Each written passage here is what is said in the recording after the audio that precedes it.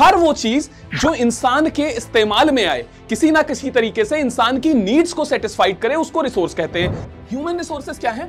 Structures और institution, जो बड़ी बड़ी बिल्डिंग्स बनाई गई हैं, जो बड़ी बड़ी संस्थान बनाए गए हैं जहां पर जाके एजुकेशन लेते हुए, इंजीनियरिंग कॉलेज बनाए हैं, फॉरेस्ट सर्वे ऑफ इंडिया बनाया गया है जिससे फॉरेस्ट में जाकर के वो मैपिंग करते हैं, सर्वे करते हैं और देखते हैं किस जंगल में कौन से मिनरल्स हैं। रिसोर्स प्लानिंग का मतलब क्या है? उन जगहों के पास जिसके पास रिसोर्स पर्याप्त है और उनके पास जिनके पास कम है, उन दोनों के बीच में एक बैलेंस बनाने को बोलते हैं रिसोर्स प्लानिंग। जहां सॉइल इरोजन बहुत होता है ना, वहां पर ऐसे पेड़ लगा दो, जैसे जिस खेत में सॉइल इरोजन का खतरा हो उसके आसपास प्लांट्स की ऐसी बेल्ट लगा दो तो मिट्टी बंधी रहेगी, उड़ेगी नहीं। Hello students, welcome to this new mind map initiative of PW, जिसमें हम लोग बात करने वाले हैं पूरे चैप्टर की 30 मिनट में।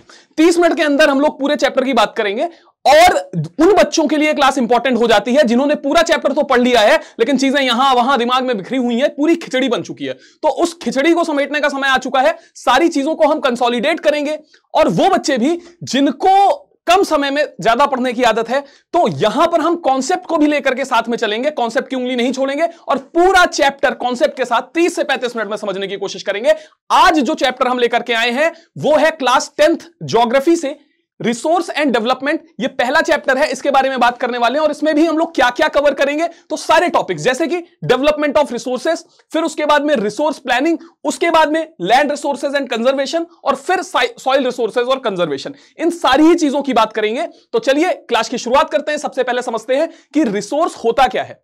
हर वो चीज जो इंसान के इस्तेमाल में आए, किसी ना किसी तरीके से इंसान की नीड्स को सेटिस्फाइड करे, उसको रिसोर्स कहते हैं। लेकिन ये चीज 3 कंडीशन सेटिस्फाई करनी चाहिए, तभी वो रिसोर्स की कैटेगरी में डाली जा सकती है। और वो सिचुएशंस क्या है? सबसे पहले तो टेक्नोलॉजिकली एक्सेसिबल होनी चाहिए, मतलब कि आपके पास टेक्नोलॉजी होनी चाहिए उस चीज को यूज करने की, इस्तेमाल करने की। जैसे कि पहले मनुष्य जंगलों में रहता था, है ना, और बंदर था, तो इंसान बनने से पहले इंसान और बंदर के बीच का जो सफर था, तो सबसे पहले उसने क्या बनाया? व्हील का इन्वेंशन किया, पहिए का इन्वेंशन किया। लेकिन क्या उस समय पेट्रोल था? नहीं था। जमीन के अंदर था, पर उसको निकालने की टेक्नोलॉजी नहीं थी। हमारे पास कारें नहीं थी, यानी कि टेक्नोलॉजी नहीं थी। इस वजह से पेट्रोल को उस समय हम रिसोर्स नहीं बोल सकते हैं। आज वो रिसोर्स है क्योंकि टेक्नोलॉजी है, उसका इस्तेमाल हम कर सकते हैं। तो पहले तो टेक्नोलॉजिकली एक्सेसिबिलिटी होनी चाहिए। दूसरी चीज क्या है? इकोनॉमिकली फीजिबल होना चाहिए। उसको निकालने में जो टेक्नोलॉजी लग रही है वो बहुत महंगी नहीं होनी चाहिए कि पूरा घर बार देश बिक जाए, है ना, ऐसी टेक्नोलॉजी नहीं होनी चाहिए। तीसरी चीज कल्चरली एक्सेप्टेबल होना चाहिए।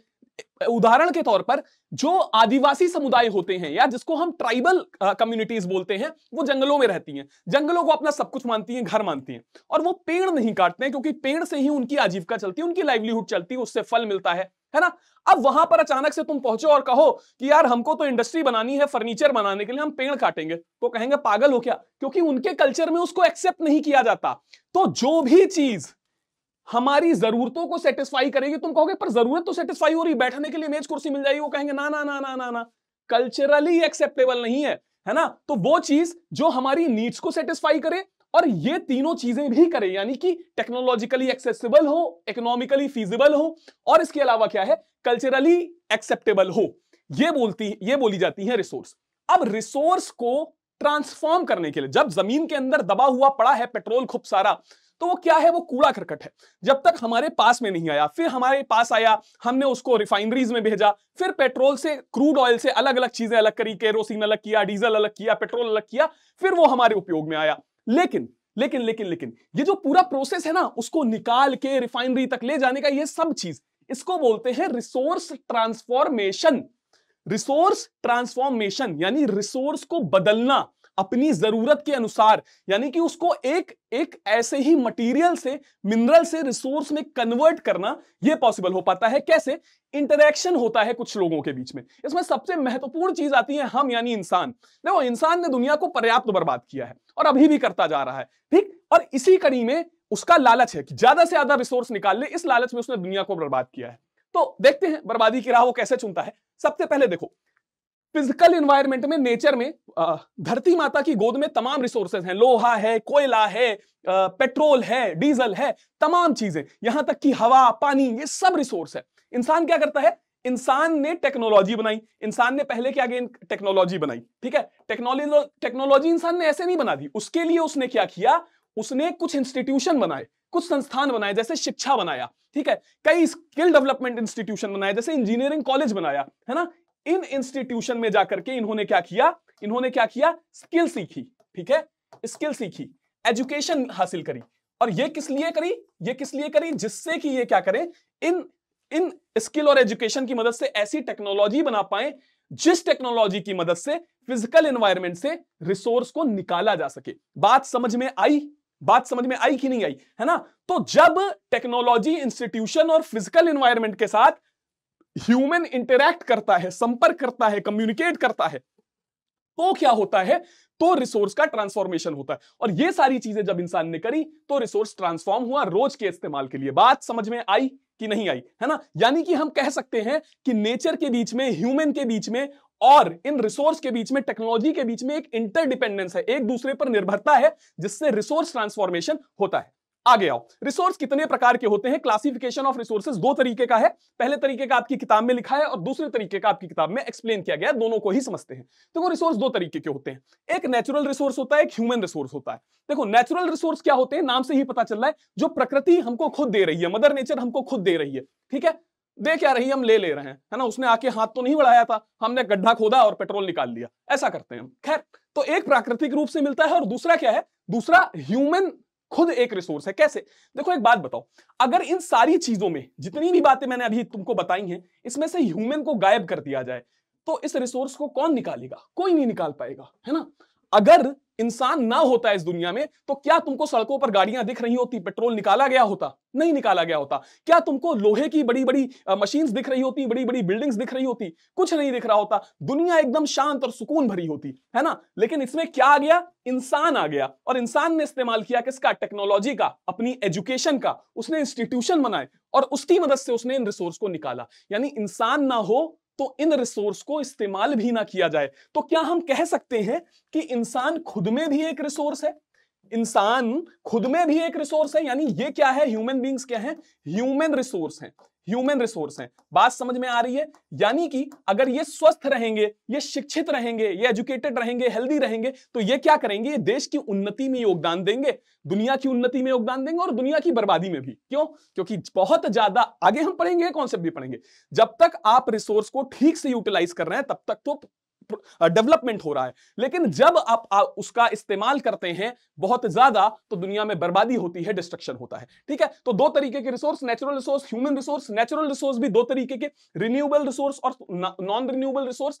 रिन्यूएबल रिसोर्स वो रिसोर्स होते हैं जो कुछ समय के बाद फिर से नए मिल जाते हैं, धरती माता उसको फिर से हमें दे देती है, वो रिन्यूएबल रिसोर्स है, ठीक है। जैसे कि हवा है, पानी है, हवा से क्या बनाते हैं हम, हवा से विंड एनर्जी बना सकते हैं, हम इलेक्ट्रिसिटी बना सकते हैं, पानी से हाइड्रो इलेक्ट्रिसिटी बना सकते हैं, है ना, जिसको पन बिजली बोलते हो, वो बना सकते हैं, ठीक है। और पानी फिर से आ जाएगा, वाटर साइकिल में फिर से बारिश होगी, भाप बन के पानी ऊपर जाएगा, बारिश होगी, वापस आ जाएगा, है ना। तो ये क्या है, ये रिन्यू होते हैं रिसोर्स, ठीक। अब रिन्यूएबल रिसोर्सेज भी दो तरीके के होते हैं, कंटिन्यूअस होते हैं और दूसरे बायोलॉजिकल होते हैं, ठीक है। एक जो फ्लो होते रहते हैं, लगातार हमारी आंखों के सामने से गुजरते रहते हैं, आए गए ऐसा होता है, जिसमें विंड और वाटर। फिर बायोलॉजिकल रिसोर्स में क्या हो जाता है, जो बायो मतलब कि किसी शारीरिक संरचना की बात हो रही, किसी जीवित व्यक्ति की बात हो रही, तो उसमें पेड़ पौधे, पशु पक्षी, सारे जानवर, ये सब आ जाएंगे, है ना। तो जो वेजिटेशन है वो एक तरीके से क्या है, वो एक तरीके से पशु पक्षी ही तो हैं, जानवर ही तो हैं, है ना। तो पेड़ पौधे, वेजिटेशन क्या हो गया, ये नेचुरल रिसोर्सेज हुए, बायोलॉजिकल रिसोर्सेज। और वाइल्ड लाइफ भी क्या हुआ, ये भी एक तरीके के बायोलॉजिकल रिन्यूएबल रिसोर्स हुए, है ना। एक शेर मरेगा तो दूसरा शेर पैदा होगा, दूसरा मरेगा तो तीसरा पैदा होगा, मुर्गी मरेगी तो दूसरी मुर्गी पैदा होगी, उससे भी अंडे ले लेंगे, उसका भी चिकन बना लेंगे। बात समझ में आ रही है। तो ये है कहानी, ठीक है। फिर क्या है, फिर बारी आती है, और ध्यान रखना, तुम कहोगे कि सर डायनासोर खत्म हो गए तो ये लोग भी अगर खत्म हो जाएंगे तो ये तो नॉन रिन्यूएबल रिसोर्सेज हो गए। मैं कहूंगा कि बेटा इंसान को जिसकी भी जरूरत है ना, उसको कभी मरने नहीं देगा। खत्म सिर्फ वही प्रजातियां होती हैं जिसकी इंसान को जरूरत नहीं है। बात समझ में आई। मुर्गी को कैसे भी बचाएगा वो, हाथी को बचाने के लिए प्रोजेक्ट एलिफेंट चला देगा। बात समझ में आ रही है। चलो अब ह्यूमन रिसोर्सेज की बात करते हैं। ह्यूमन रिसोर्सेज क्या है, स्ट्रक्चर्स और इंस्टीट्यूशन, जो बड़ी बड़ी बिल्डिंग्स बनाई गई हैं, जो बड़े बड़े संस्थान बनाए गए हैं जहां पर जाके एजुकेशन लेते हुए, इंजीनियरिंग कॉलेज बनाए हैं, फॉरेस्ट सर्वे ऑफ इंडिया बनाया गया है जिससे फॉरेस्ट में जाकर के वो मैपिंग करते हैं, सर्वे करते हैं और देखते हैं किस जंगल में कौन से मिनरल्स हैं। बात समझ में आ रही है। तो ये सारी चीजें क्या है, ये ह्यूमन रिसोर्सेज हैं जो ह्यूमंस के द्वारा बनाए गए हैं, ठीक है। और ह्यूमंस खुद भी एक रिसोर्सेज है। दूसरी चीज इसमें क्या आती है कि ये क्वांटिटेटिव और क्वालिटेटिव रिसोर्सेज है ना, ये बात ह्यूमन बींग्स की हो रही है मेजरली, बात समझ में आ रही है? ठीक है, चलो फिर बात आती है कि अब एक और क्लासिफिकेशन होता है रिसोर्सेज का। अभी ये क्लासिफिकेशन कैसा था? नेचुरल बेसिस पर था और किस पर था? ह्यूमन बेसिस पर था। अब जो क्लासिफिकेशन है वो दूसरे बेसिस पर हम देख रहे हैं, जैसे कि इसमें 4 बेसिस मुख्य माने गए हैं। एक ओरिजिन के बेसिस पर, यानी रिसोर्स कहां से आ रहा है, उसका उद्भव कहां से हो रहा है, ठीक है। फिर एग्जॉस्टिबिलिटी, यानी वो खत्म कितनी जल्दी होगा, इस आधार पर। फिर ओनरशिप, उसका मालिकाना अधिकार किसके पास रहेगा, रिसोर्स का मालिक कौन रहेगा, इस आधार पर। फिर क्या हुआ? स्टेटस ऑफ डेवलपमेंट, यानी विकास के क्रम में, डेवलपमेंट की सिचुएशन में वो भी कहां तक पहुंचा है। ये समझ नहीं आया? ऊपर से गया, चलो समझते हैं। देखो, ओरिजिन मतलब 2 तरीके के ओरिजिन होते हैं। एक वो, फिर बायोटिक, बायो शब्द जहां आएगा मतलब किसी जीव जंतु की बात हो रही है, लिविंग बींग्स की बात हो रही है। जो किसी लिविंग बींग से निकल के सामने आएंगे उनको बायोटिक रिसोर्सेज बोलेंगे। पेड़ पौधे हो गए, बात समझ में आ रही है? सॉइल, सॉइल कैसे बन रही है भाई? सॉइल तो दोनों चीजों से बन, सॉइल एक तो सॉइल की जो सबसे ऊपरी परत होती है ना, जिसको ह्यूमस बोलते हैं, ह्यूमस जो काली रंग की होती है, ठीक है, वो क्या होते हैं? डेड रिमेन्स ऑफ प्लांट्स और एनिमल्स जो होते हैं ना, dead remains of plants and animals, वो मर जाते हैं तो बैक्टीरिया उसको डिकम्पोज कर देता है, वही मिट्टी में मिल जाते हैं। बोला था ना, मिट्टी का शरीर मिट्टी में मिल जाएगा, है ना, तो वो यही होता है। फिर वो सबसे ऊपरी परत बनाती है ह्यूमस। ये फर्टाइल बहुत होती है, क्यों? क्योंकि प्लांट्स और एनिमल के शरीर में क्या होते हैं? न्यूट्रिशन ही तो होते हैं, प्रोटीन, विटामिन, यही सब चीजें तो हैं, है ना। और वही ह्यूमस जब वो डिकम्पोज कर देंगे बैक्टीरिया, वो मिट्टी में मिल जाएंगे, तो असल में वो था तो शरीर ही ना, है ना। तो ह्यूमस भी फर्टाइल होती है, मिट्टी की सबसे ऊपरी परत होती है। फिर बारी अबायोटिक रिसोर्सेज क्या होते हैं? वो जो नॉन लिविंग ओरिजिन होता है जिनका, जैसे हवा हो गई भाई, उसमें जान है क्या? नहीं है। वाटर हो गया, जान है क्या? नहीं है। बात समझ में आ रही है? मिट्टी की जो बाकी परतें हैं वो कैसे बनी है? पत्थर था, है ना, एक मिट्टी क्या है भाई? एक पत्थर था, एक रॉक था, ठीक। वो रॉक टूटता रहा, उसके छोटे छोटे, बहुत छोटे छोटे कण हुए, छोटे छोटे टुकड़े हुए, फ्रेगमेंट्स हुए, सेडिमेंट्स हुए, वही मिट्टी बन गई, ठीक है। उसमें उसी मिट्टी के आगे जब कोई dead remains of plants and animals आ गए तो वो ह्यूमस बन गई, ठीक है। तो ये मिट्टी है, बात समझ में आ रही है? चलो, तो ये मिट्टी बायोटिक अबायोटिक दोनों है, ठीक। अच्छा, अब देखते हैं रिन्यूएबल और non renewable resources. Renewable resources कई बार रिन्यू हो भी जाते हैं, लेकिन उनको रिन्यू होने में सालों का टाइम लगता है, बिलियंस ऑफ ईयर्स लगते हैं। जैसे कि पेट्रोल है ना, पेट्रोल है, डीजल है, तो ये सब क्या है? ठीक है, कोल है, कोयला, है ना, ये क्या है? ये लंबे समय तक जब पेड़ पौधे जमीन में दबे रह जाते हैं, ठीक है, तो वो बिलियन ट्रिलियन ऑफ ईयर बाद क्या बनते हैं? वो कोल बनते हैं, है ना। जब उस पर बहुत हीट पड़ती है, बहुत प्रेशर पड़ता है, तो वो कोयला बनते हैं। अगर कोई एनिमल्स और प्लांट्स एनिमल्स दबे रह जाते हैं, ठीक है, और उसमें एक्सट्रीम हीट और प्रेशर पड़ता है जमीन के अंदर, तो वो सालों बाद क्या बन जाते हैं? पेट्रोल और डीजल बन जाते हैं। लेकिन ध्यान रहे, ये हम निकालते हैं और ये खत्म हो जाते हैं, क्योंकि पेट्रोल जला, धुआं बन के उड़ गया। बात समझ में आई? गाड़ी में डाला, गाड़ी से धुआं निकला, उड़ गया, है ना। तो ये क्या है? ये क्या है? ये नॉन रिन्यूएबल रिसोर्सेज है। सॉरी, इसको मैंने रिन्यूएबल में करा दिया। ये क्या है? ये नॉन रिन्यूएबल, ये रिन्यू नहीं होंगे। रिन्यूएबल रिसोर्सेज क्या है? अभी हैं, फिर हैं, फिर हैं। सूरज की रोशनी क्या है? रिन्यू हो रही है ना। प्लांट की तुम्हारी वाटर क्या है? रिन्यू हो रहा है, पूरा वाटर साइकिल में वापस चला जाता है, नदी में बहता है, समुद्र में मिलता है, भाप बन के बादल बनता है, और फिर वर्षा बन के बरस जाता है। क्या है? क्या है भाई? वो भी क्या है? वो रिन्यूएबल रिसोर्सेज है। बात समझ में आई? ठीक है। अब स्टील है, ठीक, लोहा है, ये सब क्या है? ये सब नॉन रिन्यूएबल रिसोर्सेज है। लेकिन ध्यान रखो, इसको हम रिसाइकिल कर सकते हैं, ठीक है। जैसे कि ये मेरा फोन टूटेगा तो इससे लोहा निकाल करके कोई और चीज बना दी जाएगी। ये लोहा वापस से हमको नया नहीं हो जाएगा, पर इसको हम रिसाइकिल कर सकेंगे। तो लोहा भी क्या है? मेटल भी क्या है? एक तरीके से नॉन रिन्यूएबल रिसोर्स है, ठीक है। अच्छा, अब ओनरशिप के बेसिस पर अगर देखें तो हम रिसोर्सेज को कई कैटेगरी में डाल दे सकते हैं। उसका मालिकाना हक किसके पास है? जैसे कोई बगीचा है, उसका मालिकाना हक मेरे पास है, तो वो इंडिविजुअल ओनरशिप होगी उसकी, ठीक है। अब कोई जंगल है या फिर कोई पार्क है, मान लेते हैं तुम्हारे मोहल्ले में कोई पार्क बना होगा, तो उसमें मोहल्ले के सारे लोग घूमने आते होंगे, यानी वो एक कम्युनिटी पार्क होगा, उसको कम्युनिटी रिसोर्स बोलते हैं। बात समझ में आ रही है? बात समझ में आ रही है? इसके अलावा क्या होता है? इसके अलावा कई बार हो सकता है आदिवासी लोग, ट्राइबल कम्युनिटीज, वो जंगल में रहती हैं, जंगल को अपना घर मानते हैं, ठीक है। जंगल के पेड़ पौधों से अपना जीवन यापन करते हैं, उनके फल फ्रूट से अपना जीवन यापन करते हैं। बात समझ में आ रही है? तो वो पेड़ पौधे उनके लिए, वो जंगल उनके लिए क्या है? वो उनकी पूरी कम्युनिटी के लिए रिसोर्स है।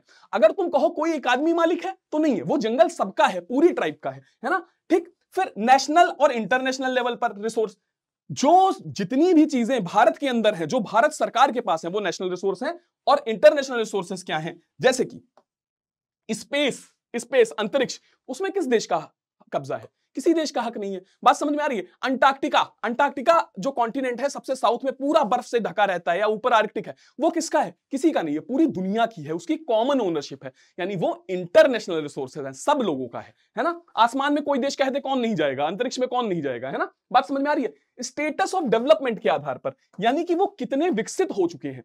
फॉर एग्जाम्पल लद्दाख में थोरियम पाया जाता है, ठीक है, रेडियो एक्टिव मटेरियल पाए जाते हैं, लेकिन उसको अभी इस्तेमाल करने की टेक्नोलॉजी हमारे पास नहीं है, ठीक है, यानी पोटेंशियल ऑफ डेवलपमेंट उसका कम है। बात समझ में आ रही है? तो इस पोटेंशियल ऑफ डेवलपमेंट के आधार पर भी रिसोर्सेज को आंका जाता है। इसके बाद बारी आती है किसकी? अब रिसोर्सेज की जरूरत क्या है भाई? ह्यूमन लाइफ के सर्वाइवल के लिए बहुत जरूरी है, तुमको daily day to day activities में चाहिए ही।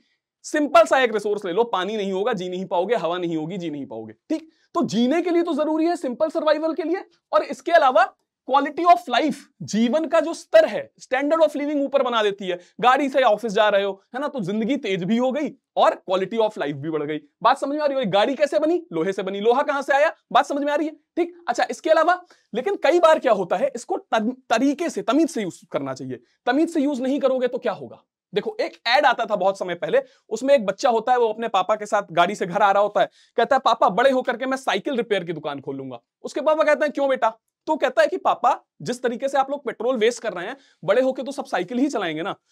उसके पापा गाड़ी तुरंत ऑफ कर देते हैं, उनको समझ में आ जाता है। यानी कि ये रिसोर्सेज अगर बहुत ज्यादा इस्तेमाल किए जाएं, इनका इनडिस्क्रिमिनेट यूज किया जाए तो क्या होंगे? रिसोर्स खत्म हो जाएंगे। जब दुनिया में आदमी नहीं था, है ना, तो कितने रिसोर्स थे। अभी चीजें लगातार खत्म होती जा रही हैं क्योंकि हम उनका बहुत ज्यादा उपयोग कर रहे हैं। और अगर इसी स्पीड से हम लोग इस उपयोग करते रहे तो पूरी दुनिया तबाह हो जाएगी। दुनिया में एक तो कुछ बचेगा नहीं, और ऊपर से ग्लोबल वार्मिंग जैसी समस्याएं, क्लाइमेट इश्यू, एनवायरमेंटल इश्यू, ये बढ़ेंगे, है ना। दुनिया में सिर्फ खाक ही खाक उड़ेगी। वो कहा जाता है ना कि कुछ समय जा रहा है, यहां खाक उड़ेगी, इंसान आ रहा है, यहां खाक उड़ेगी। तो इंसान ने अगर अपने आप को संभाला नहीं तो खाक ही खाक होगी दुनिया में, है ना। तो क्या होगा? बहुत इनडिस्क्रिमिनेट यूज से डिप्लेशन ऑफ रिसोर्स खत्म हो जाएंगे। दूसरी चीज क्या होगी? कई लोगों के हाथ में, कुछ लोगों के हाथ में सारे रिसोर्स आ जाएंगे, जिनके पास टेक्नोलॉजी है अच्छी, जिनके पास पैसा है, उन लोगों, जिनके पास एजुकेशन है, वो लोग रिसोर्स तो पा लेंगे, और जिनके पास नहीं है वो नहीं पाएंगे। जैसे सोचो, मनुष्य जब जंगल में रहता था तो सारे बंदर थे, है ना। जिस पेड़ से जो भी चाहिए फल, आज इस बंदर को चाहिए, इसने जाके खा लिया, आज उस बंदर को चाहिए, उसने जाकर के खा लिया। आज उस शेर को मारना है, इसने भाला मार दिया, कल उसने मार दिया। लेकिन क्या ये कब्जा था क्या, कि जंगल में सिर्फ मैं ही शिकार करूंगा, ये मेरा पेड़ है? ये सब अब होने लगा है जब लोग प्रॉपर्टी खरीदने लगे, है ना। तो इसको क्या बोलते हैं? पहले क्या था? सबके पास सब कुछ था, लेकिन जैसे जैसे टेक्नोलॉजी आगे बढ़ी तो रिसोर्स सिर्फ उसी के पास है जिसके पास टेक्नोलॉजी है। तो इससे क्या होगा? Accumulation of resource in few hands होगा, अगर उसका बहुत ज्यादा इस्तेमाल किया जाएगा। फिर तीसरी चीज क्या आएगी? इकोलॉजिकल क्राइसिस आएंगी। जैसे भाई पेट्रोल एक रिसोर्स जरूर है, लेकिन लगातार गाड़ी चलाते हो, खूब सारा पेट्रोल जलाते हो, डीजल जलाते हो, तो क्या हो रहा है? उससे कार्बन डाइऑक्साइड निकल रही है, सल्फर डाइऑक्साइड निकल रही है, ये गर्म गैसें हैं।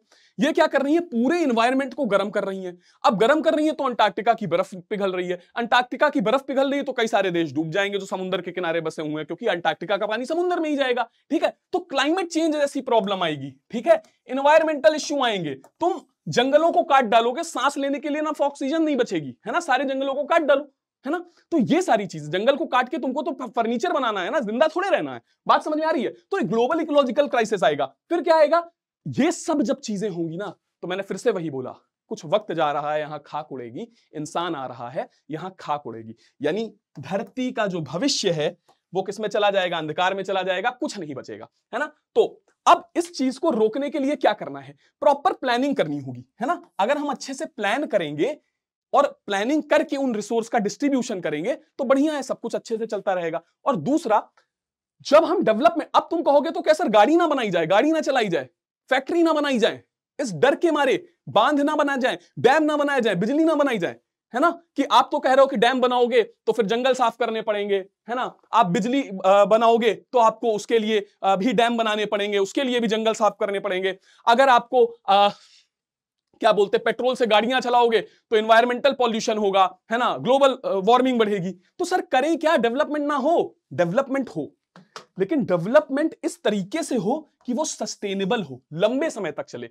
ये जो डेवलपमेंट अभी तुमको दिख रहा है, जब पूरी दुनिया में गर्मी बहुत बढ़ जाएगी, चलाते रहो एसी, तो कैसे? फिर एसी भी काम करना बंद कर देगा, क्योंकि गर्मी तुम्हारे कमरों तक घुस जाएगी, इतनी ग्लोबल वार्मिंग बढ़ जाएगी। चलाते रहो इससे तुम एसी तुम। बात समझ में आ रही है? तो कहने का मतलब क्या कि डेवलपमेंट ऐसे करो जो लंबे समय तक रहे, सस्टेनेबल हो। ठीक है, तो सस्टेनेबल डेवलपमेंट करो। सस्टेनेबल डेवलपमेंट का कॉन्सेप्ट क्या है, आओ समझते हैं कहानी। देखो यहां पर क्या लिखा है, देखो रिसोर्स प्लानिंग क्या होती है पहले तो हम समझे। हमने बोला दो चीज करनी है, रिसोर्स प्लानिंग करनी है, सस्टेनेबल डेवलपमेंट करना है। रिसोर्स प्लानिंग क्या होती है भाई? एक ऐसी स्ट्रेटजी है जिससे बैलेंस स्ट्राइक करना है। कुछ जगहें ऐसी हैं जिनके पास रिसोर्स बहुत ज्यादा है, कुछ जगहें ऐसी हैं जिनके पास बहुत कम है। उदाहरण के लिए अरुणाचल प्रदेश के पास पानी बहुत सारा है, राजस्थान के पास पानी नहीं है, लेकिन उसके पास विंड एनर्जी बहुत सारी है, क्योंकि खुला है, पूरा डेजर्ट है, सूरज सीधे पड़ता है, तो सोलर एनर्जी की संभावना वहां बहुत ज्यादा है ना। ठीक, दूसरा पूरा खुला खुला रेगिस्तान है, हवा बहुत तेज चलती है। ठीक, तो उसके पास विंड एनर्जी, सोलर एनर्जी है, पर बारिश होती नहीं, पानी नहीं। पानी किसके पास है? पानी अरुणाचल प्रदेश के पास है। खेला समझ में आ रहा है? छत्तीसगढ़, झारखंड, उड़ीसा, मध्य प्रदेश, इनके पास मिनरल्स और कोल्स बहुत है ना, लोहा बहुत है, कोयला बहुत है, एल्यूमिनियम है। ठीक, लेकिन कई जगहों के पास ये है ही नहीं। तो बात समझ में आ रही है? तो क्या है कि भैया रिसोर्स प्लानिंग का मतलब क्या है? उन जगहों के पास जिसके पास रिसोर्स पर्याप्त है और उनके पास जिनके पास कम है, उन दोनों के बीच में एक बैलेंस बनाने को बोलते हैं रिसोर्स प्लानिंग। स्वाहा। ठीक है, और क्या करना है? रिसोर्स प्लानिंग क्यों जरूरी है? ताकि सबको बराबर बराबर रिसोर्स मिले। आहा, है ना। अरुणाचल प्रदेश को जो नहीं है वो मिल जाए, राजस्थान को जो नहीं है वो मिल जाए, जिसको बोलेंगे जुडिशियस यूज ऑफ रिसोर्सेज, यानी कि न्यायिक तरीके से रिसोर्स को यूज किया जाए, न्यायिक तरीके से, है ना, जस्टिस हो रिसोर्स के डिस्ट्रीब्यूशन में। बात समझ में आई क्या? इतनी बात क्लियर है क्या? होनी भी चाहिए। आगे पढ़ो, आगे की कहानी देखते हैं क्या कह रहे हैं। अब सस्टेनेबल डेवलपमेंट का कॉन्सेप्ट क्या है? देखो सस्टेनेबल डेवलपमेंट के दो मतलब है। एक तो आप रिसोर्स को इस तरीके से इस्तेमाल करो कि उससे एनवायरमेंटल पॉल्यूशन बिल्कुल ना हो। ठीक है, एनवायरमेंटल पॉल्यूशन कम से कम हो। ठीक, ऐसी चीजों का इस्तेमाल करो, जैसे कि तुम जैसे कि इलेक्ट्रिक स्कूटी चलाओ, है ना, इलेक्ट्रिक स्कूटी चलाओ। ठीक, पेट्रोल से मत चलाओ, तो उससे क्या होगा? उससे ग्रीन हाउस गैस यानी कार्बन डाइऑक्साइड नहीं निकलेगी। लेकिन ध्यान रहे, ये जो इलेक्ट्रिसिटी बने ये भी कोयले से ना बने, ये किससे बने? सोलर एनर्जी से बने, विंड एनर्जी से बने, है ना। तो एक तो ये चीज करो, और दूसरी चीज क्या, यानी कि एनवायरमेंट को डैमेज करे बिना डेवलपमेंट करो। और दूसरा सस्टेनेबल यानी लंबे समय तक डेवलपमेंट होता रहे। तो उस बच्चे की बात याद है कि पापा तब तक तो पेट्रोल बचेगा ही नहीं, तब तक तो सब साइकिल ही चलाएंगे ना। यानी इसका मतलब क्या है कि रिसोर्सेस को हम इस तरीके से इस्तेमाल करें कि आज के जो डेवलपमेंट है वो फ्यूचर जनरेशन की जरूरतों को कम ना कर दें, उसको कॉम्प्रोमाइज ना कर दें। ये क्या होता है? सस्टेनेबल डेवलपमेंट ऑफ रिसोर्सेज होता है। क्या मेरी इतनी बात क्लियर है? ठीक है, अब आओ, ये सस्टेनेबल डेवलपमेंट का कॉन्सेप्ट कहां से निकला? एक संस्थान है जिसका नाम है यूनाइटेड नेशंस ऑर्गेनाइजेशन, तुमको सबको पता होगा। ठीक है, तो वो क्या करता है? वो एनवायरमेंट पर हर साल एक मीटिंग करता है, जिसको बोलते हैं United Nations conference of environment development, on environment and development. ठीक, तो ये कॉन्फ्रेंस 1992 में 1992 में ब्राजील के रियो डी जेनेरियो में हुई थी। ठीक है, और वहां पर कुछ बातें तय की गई। क्या तय किया? यहां पर लगभग 100 लोग अलग अलग देशों के मिले और इन्होंने तय किया कि भाई जितनी भी एनवायरमेंटल प्रॉब्लम है, सोशो इकोनॉमिक प्रॉब्लम्स है, गरीबी है, भुखमरी है, इसके अलावा एनवायरमेंट से संबंधित जो समस्या है, क्लाइमेट चेंज है, ग्लोबल वार्मिंग है, इस पे ध्यान देना होगा। ठीक है, और इसके लिए क्या करना होगा? उन्होंने एक डिक्लेरेशन निकाला, एक घोषणा पत्र निकाला और उस पर सबने साइन किया। वो डिक्लेरेशन क्या था? वो डिक्लेरेशन कहलाता है एजेंडा 21। यानी कि 1992 यानी 20th सेंचुरी खत्म हो रही थी, बस 2000 में 20th सेंचुरी खत्म हो गई, फिर 2001 से 21st सेंचुरी शुरू हो गई। ठीक है, तो इसका मतलब है कि 21st सेंचुरी में हमको कैसे क्लाइमेट को संभालना है, वो सारी बातें तय हुई थी किसमें? एजेंडा 21 में। ठीक है, यानी कि आपस में सारे दो देश एक दूसरे का साथ देंगे और ग्लोबल कोऑपरेशन के थ्रू क्या करेंगे? हम एनवायरनमेंट की रक्षा करेंगे। ठीक है, फिर दूसरी चीज क्या होगी कि एजेंडा 21 में रूल्स बनाए जाएंगे पूरी दुनिया के लिए। फिर जितने लोगों ने इसको साइन किया है वो सब अपने अपने देश के अंदर एजेंडा 21 के रूल बनाएंगे। जैसे इंडिया अपने नियम अलग बनाएगा, पाकिस्तान अपने नियम अलग बनाएगा। बात समझ में आई? ठीक है, अच्छा, अब इंडिया में अगर हम रिसोर्स प्लानिंग को देखें, ये तो हो गई, हमने रिसोर्स प्लानिंग के बारे में बात कर ली, सस्टेनेबल डेवलपमेंट समझ गया। अब रिसोर्स प्लानिंग इंडिया में कैसे होती है? सबसे पहले तो हमको आइडेंटिफिकेशन करना होगा, इन्वेंटरी तैयार करनी होगी कि रिसोर्स कहां कहां पर है। यानी कि हमको वो जगहें, क्या इसमें क्या क्या काम आएगा भाई? मैपिंग। ठीक है, हमको जगह की मैपिंग करनी होगी। ठीक है, हमको सर्वे करने होंगे। ठीक है, सर्वे करने होंगे। फिर प्लानिंग करनी होगी, फिर इन्वेंट्री तैयार करनी होगी, एक लिस्ट तैयार करनी होगी कि किस किस जगह पर यह काम हो सकता है, कहां कहां लोहा है, कहां कहां सोना है ना। ठीक, तो ये होगा। दूसरा काम क्या होगा, उसके लिए हमको टेक्नोलॉजी लानी होगी, सही टेक्नोलॉजी जो उस रिसोर्स को एक्सट्रैक्ट कर सके। ठीक है, ठीक। अच्छा, फिर क्या करना होगा कि हमको यह भी तय करना होगा कि हमारे जो एजेंडा 21 में हमने जो प्लान किया है कि भाई हम इतने समय तक, इस समय तक हम सबसे ज्यादा सोलर एनर्जी यूज करेंगे, उसके साथ कहीं हमारे ये जो हमारे जो एजेंडा है, हमारे जो टारगेट्स हैं वो मैच करने चाहिए। ऐसा नहीं है कि हमने कह दिया कि 2070 तक हम एकदम भी ग्रीन हाउस गैस नहीं इस्तेमाल करेंगे, यानी हम पूरी तरीके से सारी चीजें पेट्रोल डीजल को छोड़ करके सोलर एनर्जी पर चलाएंगे, विंड एनर्जी पर चलाएंगे।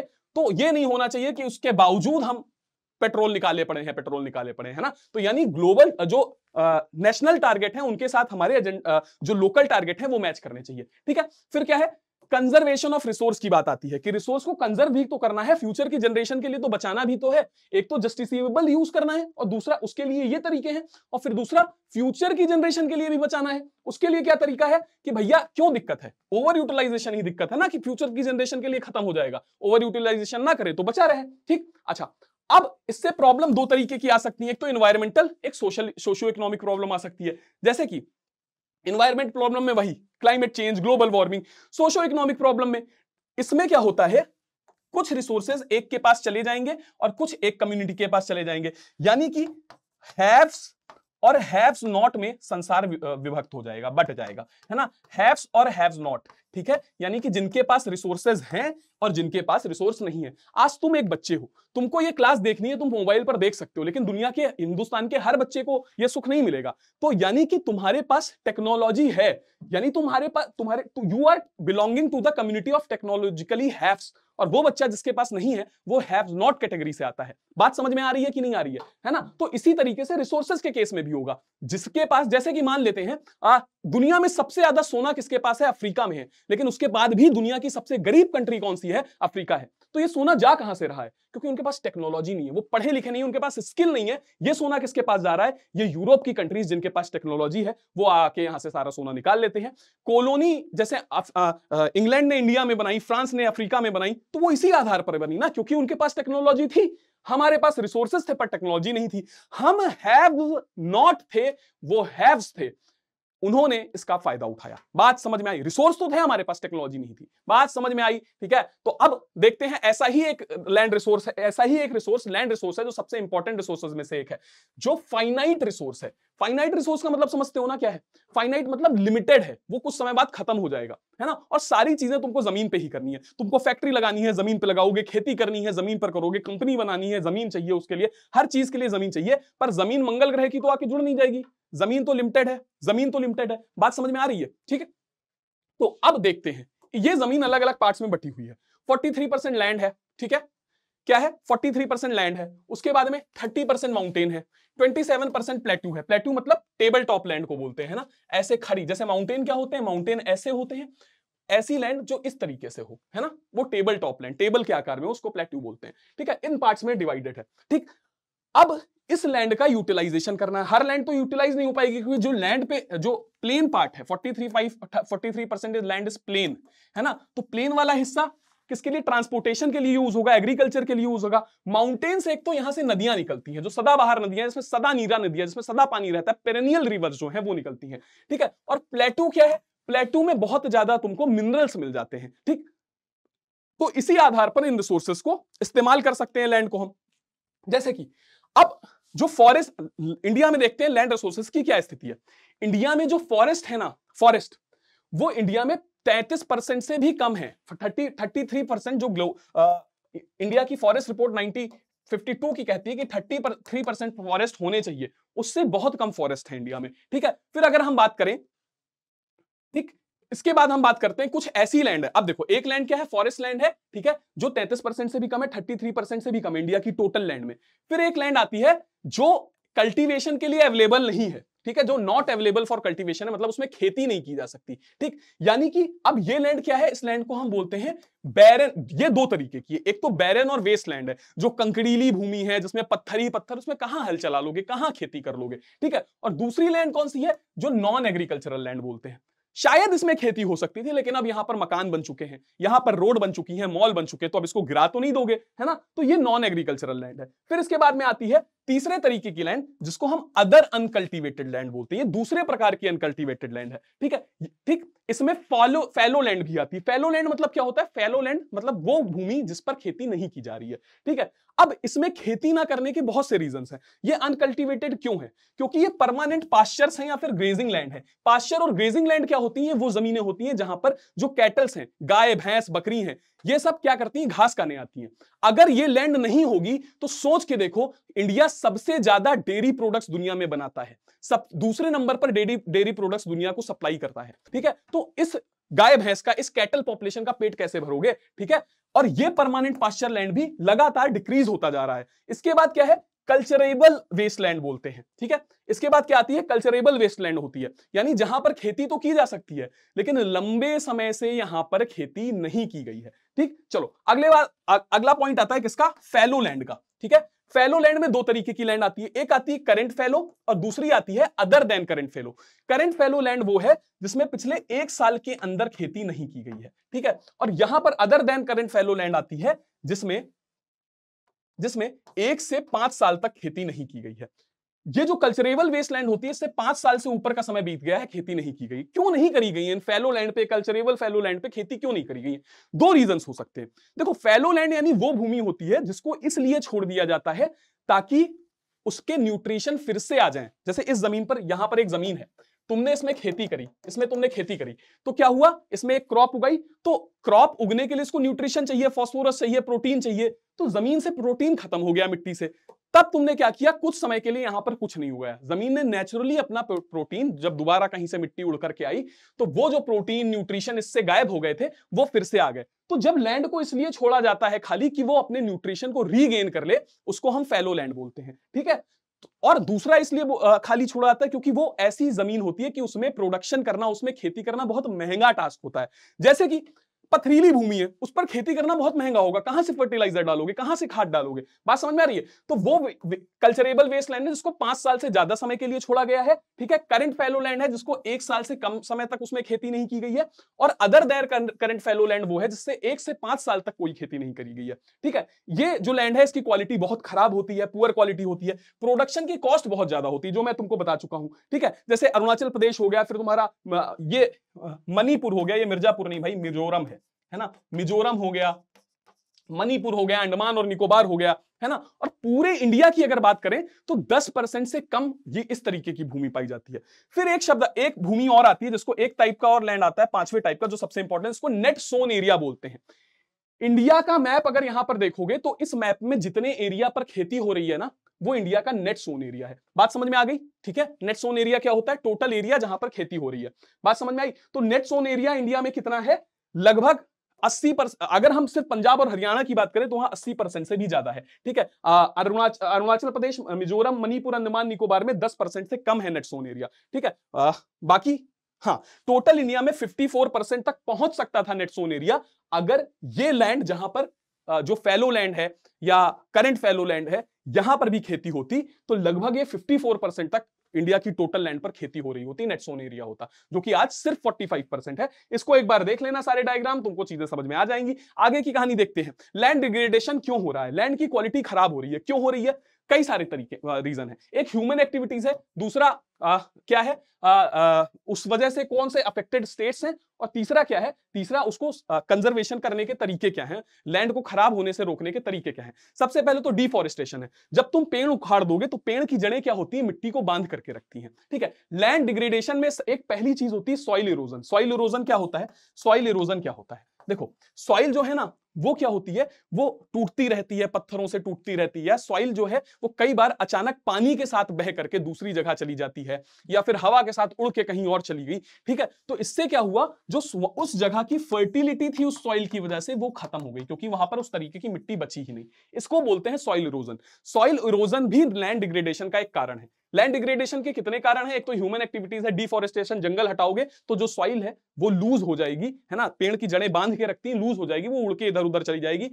ओवर ग्रेजिंग, फिर से वही बात है, घास भी सॉइल को बांध करके रखती है अपनी जड़ों से, जब उसको गाय भैंस ज्यादा चर जाएंगी, ज्यादा खा जाएंगी, तो ओवर ग्रेजिंग की वजह से ऐसी प्रॉब्लम होगी। फिर ओवर इरिगेशन, बहुत ज्यादा पानी दे दोगे ना, तो उस वजह से भी, ओवर इरिगेशन से क्या होता है, जैसे मान लेते हैं ये एक लैंड है, यहां पर सॉइल थी, इसमें खूब ज्यादा पानी दे दिया, अब सॉइल क्या हो गई, गीली हो गई, ठीक। अच्छा, अब यहां पर सूरज चाचा चमक रहे हैं, सूरज चाचा ने इसमें खूब गर्मी डाली, तो क्या होने लगा, इवेपोरेशन होने लगा, तो पानी तो सारा खींच लिया इवेपोरेशन की वजह से, लेकिन नीचे क्या होता है, नीचे नीचे कुछ सॉल्ट्स होते हैं, है ना, वो सॉल्ट्स क्या होते हैं, इस इवेपोरेशन के साथ में ऊपर आ जाते हैं। यानी अब मिट्टी क्या हो गई है, सलाइन हो गई है, बहुत ज्यादा इवेपोरेशन की वजह से। तो क्या हुआ, बहुत ज्यादा इरिगेशन किया, बहुत ज्यादा पानी दिया मिट्टी को, तो मिट्टी गीली हुई, फिर इवेपोरेशन हुआ उस मिट्टी में, और उस इवेपोरेशन के साथ जो सॉल्ट्स हैं जमीन के अंदर, वो भी ऊपर आ गए, और मिट्टी सलाइन हो गई, नमकीन हो गई, लवणीय हो गई, और उसमें अब कोई खेती नहीं हो सकती, ठीक है। फिर मिनरल प्रोसेसिंग इंडस्ट्रीज होती हैं, है ना, जैसे कि सीमेंट इंडस्ट्री होती है, उसकी वजह से भी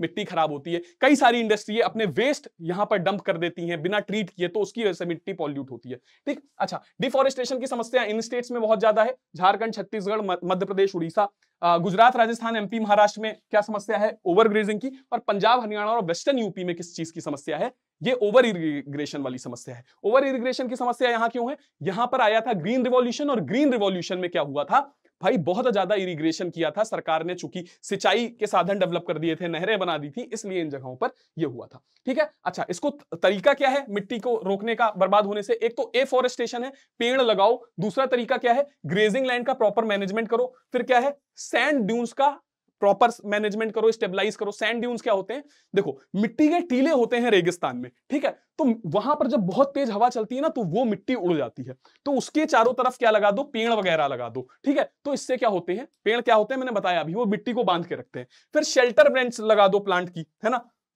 जहां सॉइल इरोजन बहुत होता है ना, वहां पर ऐसे पेड़ लगा दो, जैसे जिस खेत में सॉइल इरोजन का खतरा हो, उसके आसपास प्लांट्स की ऐसी बेल्ट लगा दो, तो मिट्टी बंधी रहेगी, उड़ेगी नहीं। फिर क्या है, माइनिंग एक्टिविटीज को कंट्रोल करो, है ना, कई बार माइनिंग एक्टिविटीज की वजह से, माइंस की वजह से वहां पर डिफॉरेस्टेशन किया जाता है, जंगल काटे जाते हैं कि वहां से सोना निकालना है, लोहा निकालना है ना, बात समझ में आ गई, ठीक। इंडस्ट्रियल इन्फ्लुएंट को ट्रीट करने के बाद उसका डिस्पोजल करो, ये सारी चीजें।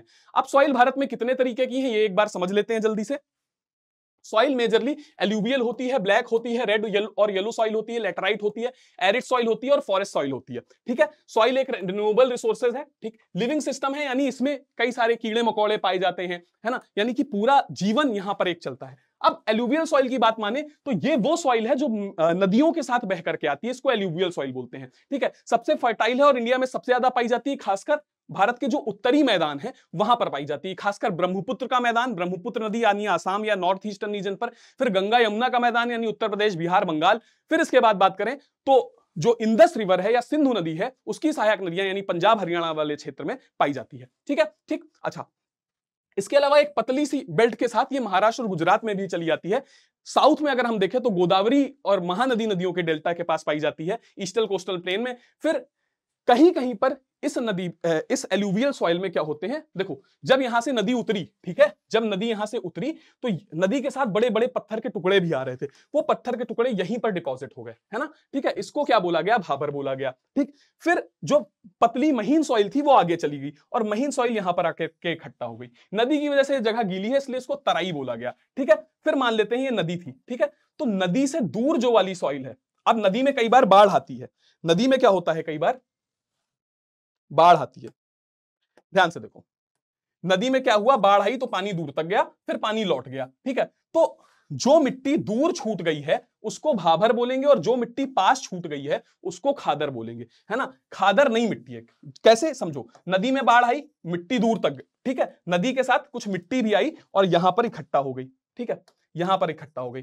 अब नदी कुछ समय बाद लौट गई, फिर बाढ़ आई, फिर कुछ मिट्टी यहां पर इकट्ठा हो गई, फिर बाढ़ आई, फिर कुछ मिट्टी यहां इकट्ठा हो गई। तो जब जो सबसे नदी के पास वाली मिट्टी होगी उसको खादर बोलेंगे, और जो सबसे दूर वाली मिट्टी होगी उसको भांगर बोलेंगे। भांगर से याद कर लो भंगार, भंगार यानी कबाड़ को बोलते हैं, पुराना सामान तुम भंगार में बेचते हो, यानी ये ओल्ड सॉइल है, ओल्ड एल्यूवियल सॉइल। खादर न्यू एल्यूवियल सॉइल है, नई एल्यूवियल सॉइल है, ठीक है। और ये खाद शब्द आ रहा है ना, इसमें खाद से क्या होता है, खेती अच्छी होती है, यानी ये फर्टाइल सॉइल है, मोस्ट फर्टाइल सॉइल है, फर्टिलिटी बढ़ाती है, ठीक है, बात समझ में आ रही है। खादर सॉइल में एक दुआर नाम की मिट्टी होती है, फिर चोर नाम की मिट्टी होती है, तराई नाम की होती है। दुआर में क्या होती है, चाय की खेती की जाती है, ठीक। चलो, पीएलपी का मतलब क्या है? ये मिट्टी फॉस्फेट, लाइम और पोटेशियम रिच होती है। अगली चीज क्या है? इसमें ये सारी फसलें उगाई जाती हैं। इसी तरीके से ब्लैक सॉइल को रेगुर सॉइल भी बोलते हो, रेगुर ब्लैक सॉइल बोलते हो। इंडिया के अगर इस हिस्से में देखें तो इस हिस्से में क्या हुआ था? ज्वालामुखी का विस्फोट हुआ था, ज्वालामुखी से लावा निकला था। लावा जब ठंडा पड़ा तो काला पड़ गया, है ना, और उसने यहां पर प्लेट्यू बना दिया, मालवा प्लेट्यू बना दिया, डेक्कन प्लेट्यू बना दिया।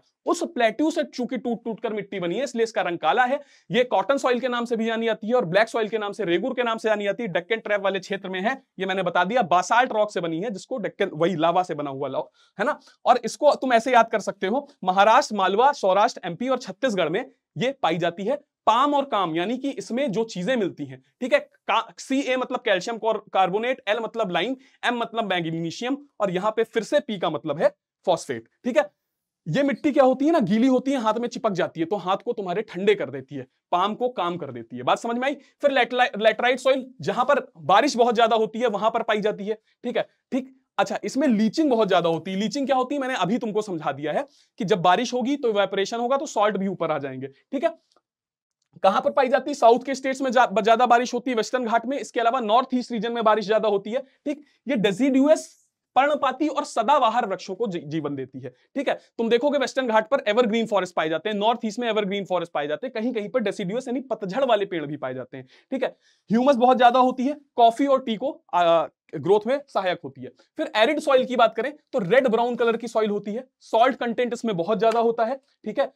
इसमें क्या होते हैं? नीचे कंकर्स होते हैं। देखो, जब ये बड़े बड़े पत्थर अभी मैंने तुमको दिखाया था ना, जब सॉइल में छूट जाते हैं ना, तो उसको कंकर बोलते हैं। तो इसमें कंकर बहुत ज्यादा पाए जाते हैं, ठीक है। फिर फॉरेस्ट सॉइल की बात आती है, फॉरेस्ट सॉइल जंगली एरिया में पाए जाते हैं, ठीक है। और रेड और येलो सॉइल की बात करें तो इसमें भाई ये किस क्षेत्र में पाए जाते हैं? सदर्न इंडिया में पाए जाते हैं और उसमें आयरन ऑक्साइड बहुत होता है, इसलिए इसका कलर रेड होता है, ठीक है। चलो, अब इसके बाद में कुछ अंतिम बातें देख लेते हैं। सॉइल इरोजन और कंजर्वेशन कैसे है? भाई, सॉइल इरोजन एक समस्या है। सॉइल का जो कवर है वो क्या होता है? डेन्यूड होता रहता है, मतलब टूटता रहता है, और फिर इसको पानी या हवा वॉश डाउन कर देती है, उड़ा के ले जाती है। इसको बोलते हैं सॉइल इरोजन। रीजंस क्या है? ह्यूमन रीजंस है, विंड है, ग्लेशियर, वाटर। इस मूवमेंट की वजह से मिट्टी एक जगह से दूसरी जगह चली जाती है। नेचुरल रीजंस क्या है?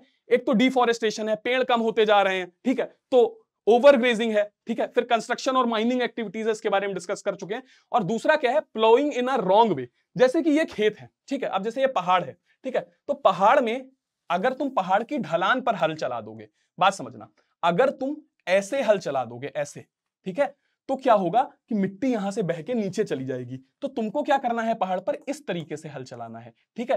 तो क्या करेगी? इससे मिट्टी रुकी रहेगी। इसको बोलते हैं काउंटर प्लफिंग। क्या बोलते हैं? काउंटर प्लफिंग, ठीक। अच्छा, इसके अलावा वाटर के मूवमेंट से क्या बनती है? गली बनती है, फिर उससे बैडलैंड बनती है और शीट इरोजन होता है। ये तीन तरीके के इरोजन है, आओ देख लेते हैं। देखो, जैसे पानी ऐसे बहता हुआ जा रहा है, तो पानी की को अगर लूज सॉइल मिल गई तो पानी ऐसे बह जाएगा, ऐसे गलियों में बह जाएगा, ऐसे गलियों में बह जाएगा, ठीक। और फिर यहां पर ज्यादा पानी तो है नहीं, जब ये पानी सूखेगा तो यहां की मिट्टी ऐसे हो जाएगी। इसको बोलते हैं क्या? इसको बोलते हैं गली, इसको बोलते हैं गली इरोजन। और गली इरोजन के बाद स्थिति ऐसे हो जाती है, जिसको बोलते हैं बैडलैंड ट्रोपोग्राफी, जो चंबल में है ना, चंबल की नदी ये बनाती है। इसको रवाइंस भी बोलते हैं, ठीक है, इसको रवाइंस भी बोलते हैं। इसके बाद आओ सॉइल इरोजन की बात करें तो कितने तरीके से बचाया जा सकता है? एक तो काउंटर प्लोइंग बता दिया, फिर दूसरा स्ट्रिप क्रॉपिंग, ठीक है, फिर तीसरा तरीका क्या है? टेरेस फार्मिंग, ठीक है। जो खेत है पहाड़ी जगहों पर अक्सर तुमने देखा होगा टेरेस फार्मिंग होती है, टेरेस बना करके खेती की जाती है। ये पहाड़ है तो इस तरीके से खेती करी जाती है, ठीक है। फिर शेल्टर बेल्ट्स, खेतों के बाहर पेड़ों की शेल्टर बेल्ट्स लगा दो, उससे भी ये चीज तुम सुधार सकते हो, ठीक है। तो कुल मिला के आज की क्लास में हमने रिसोर्स और उसके कंजर्वेशन के बारे में समझा। बाकी की बातें हम नेक्स्ट क्लास में करेंगे। Thank you.